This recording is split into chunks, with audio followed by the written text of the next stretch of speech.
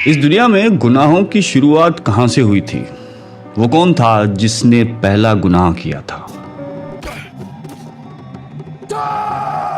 کہنے کے اعتبار سے یہ بھی کہنا غلط نہیں ہوگا کہ ابلیس ہی وہ پہلا شخص ہوگا جس نے غرور کی ضد میں آ کر حضرت آدم کو سجدہ کرنے سے انکار کر دیا تھا کہ میں تو آگ سے پیدا کیا گیا ہوں اور یہ تو مٹی کا ہے۔ چنانچہ کائنات کا پہلا گناہ غرور و تکبر تھا جس نے عزازیل کو ابلیس بنا دیا تھا۔ مگر انسانیت کے اعتبار سے اس سرے زمین پر پہلا گناہ جس نے کیا تھا وہ بابا آدم علیہ السلام کے فرزند قابیل تھے، جس نے اپنے ہی بھائی کو قتل کر کے تاریخ انسانی میں پہلا گناہ کیا تھا۔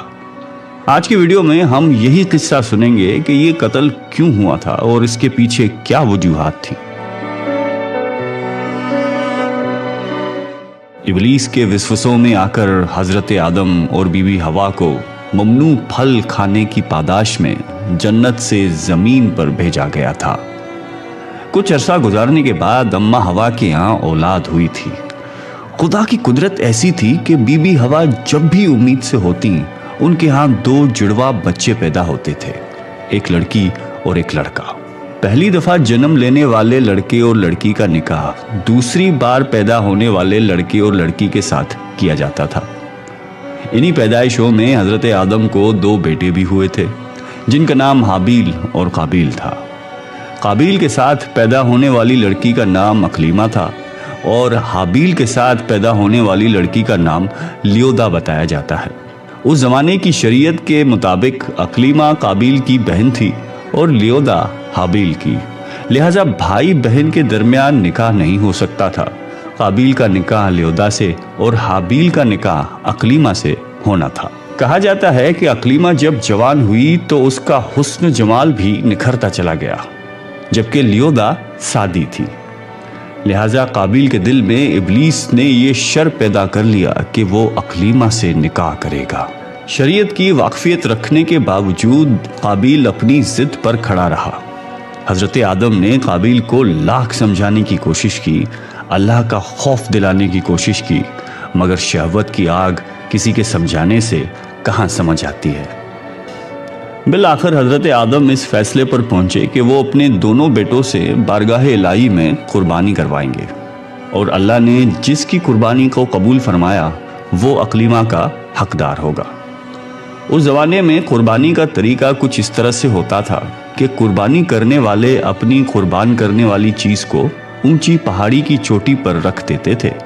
قربانی قبول ہونے کی یہ نشانی ہوتی تھی کہ آسمان سے آگ آ کر اس قربانی کو جلا دیتی تھی۔ جو جل گیا وہ قبول، جو نہ جلا وہ رائگاں۔ اگلی صبح حابیل اپنے مال میں سے سب سے بہترین اور عزیز جانور کو قربان کرنے کے لیے لے آیا، جبکہ قابیل کھیتی باڑی کا پیشہ ور تھا، لہٰذا وہ قربانی کے لیے کچھ ناقص قسم کی غیر معیاری اناج لے آیا۔ قابیل نے یہ سوچا کہ اگر قربانی قبول ہو گئی تو یہ اناج تو جل جائے گا، تو اچھے اور معیاری اناج کو کیوں کر جلانا۔ رواج کے مطابق دونوں بھائیوں نے اپنی اپنی قربانی کا سامان پہاڑی کی چوٹی پر لے جا کر رکھ دیا اور دونوں تھوڑا دور ہٹ کر خدا کے فیصلے کا انتظار کرنے لگے۔ اچانک آسمان سے ایک آگ نازل ہوئی جس نے حابیل کی عزیز جانور کو جلا ڈالا اور قابیل کے خستہ اناج کو نہیں چھوا۔ یوں یہ فیصلہ طے پایا کہ حابیل کی قربانی قبول پائی، چنانچہ حابیل اقلیمہ سے نکاح کا حقدار ٹھہرا۔ یہ بات قابیل کو پسند نہیں آئی، وہ انتقام کی آگ میں جلنے لگا اور حابیل کو جان سے مار دینے کا فیصلہ کر لیا۔ حابیل نے کہا، اگر تمہاری قربانی قبول نہیں ہوئی تو اس میں میرا کیا قصور ہے، بلکہ تمہیں تو یہ چاہیے تھا کہ پرہیزگاری کی راہ اختیار کرتے، اس صورت میں شاید تمہاری قربانی قبول ہو جاتی، اور اگر تم مجھے مارنے پر ہی تلے ہو تو میرا ایسا قطعاً کوئی ارادہ نہیں ہے، میں بہرحال اس معاملے میں پہل نہیں کروں گا، کیونکہ میں اسے بہت بڑا ظلم سمجھتا ہوں۔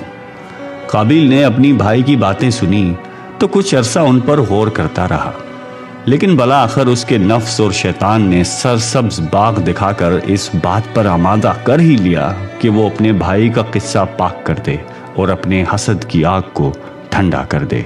ایک دن حابیل درخت کے سائے تلے آرام کر رہا تھا تو موقع پا کر قابیل نے اپنے بھائی کو بے رحمی کے ساتھ قتل کر دیا۔ اب قابیل کو یہ فکر تھی کہ لاش کو کہاں چھپایا جائے۔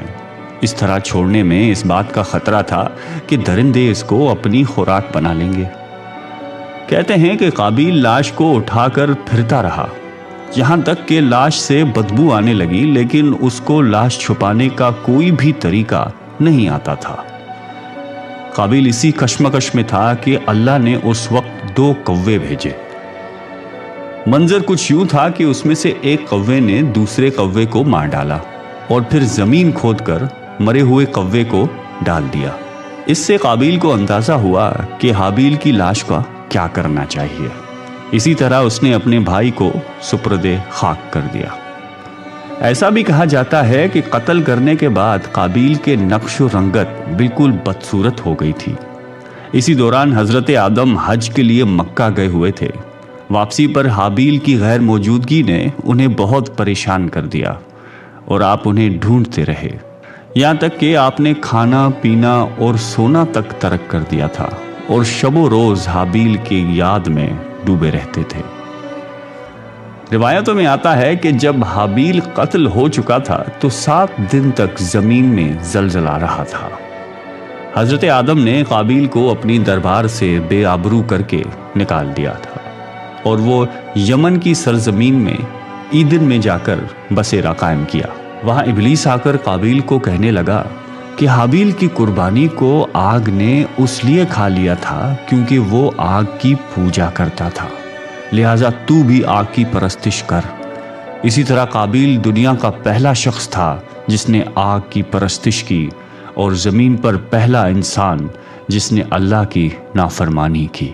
بہت سال بعد قابیل کا انجام کچھ یوں ہوا کہ اس کے ایک بیٹے نے جو کہ اندھا تھا پتھر مار مار کر اس کا قتل کر دیا۔